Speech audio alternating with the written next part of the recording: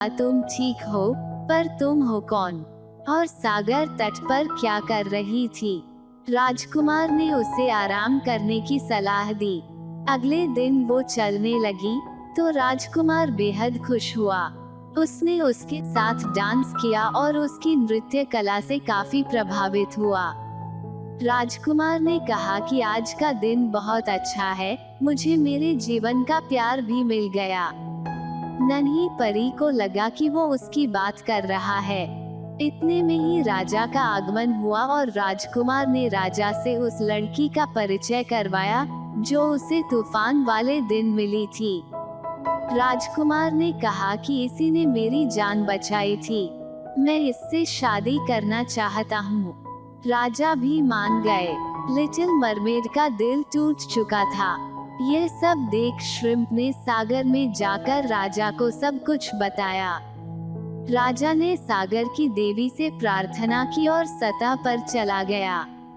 एवा की बहनें डायन के पास गई, ताकि वो अपना श्राप वापस ले। डायन खुश थी कि राजा की बेटियां उसके सामने गिड़गिड़ा रही हैं। फिर डायन ने कहा कि उसके पास एक उपाय है, लेकिन उसके लिए एवा को राजकुमार की हत्या करनी होगी।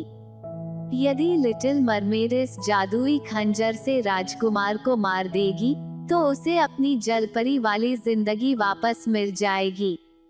उसकी बहनें वो खंजर लेकर सतह पर गई। सबने देखा एवा अपने गुड्डे के साथ सागर तट पर एक पेड़ के नीचे उदास बैठी है। राजा ने उसे आवाज लगाई। एवा बेहद भावुक हो उठी। राजा ने एवा को वो खंजर दिया, पर एवा ने कहा कि वो राजकुमार को नहीं मार सकती। पर अपने भावुक पिता और बहनों को देख वो खंजर ले लेती है। वो राजकुमार के महल तक गई, पर वो राजकुमार को मार नहीं पाई, क्योंकि वो उसका प्यार था। वो लौट आई, अपने पिता और बहनों से माफी मांगी। एवा ने कहा कि अब मेरी मौत निश्चित है। आप सब मुझे माफ कर देना। मैं अब झाग में बदलना चाहती हूँ। इस दुनिया से जाना चाहती हूँ। इतना कहकर वो समंदर में कूद गई। इतने में ही एक चमत्कारी शक्ति ने उसे खींच लिया और उसने देखा कि सामने पवन परी है। राजा बेहद खुश था कि उसकी सबसे प्यारी बेटी की जान बच गई। राजा ने परी को धन्यवाद कहा। एवा समझ नहीं पा रही थी। परी ने बताया कि हम आकाश की परियां हैं और तुम अब हमारे साथ परी बनकर रहोगी। तुम्हारे उदार मन और सागर व इंसानों के प्रति प्यार को देखते हुए ये तुम्हारा इनाम है। तुम भविष्य में इंसानी रूप में भी जन्म ले सकती हो।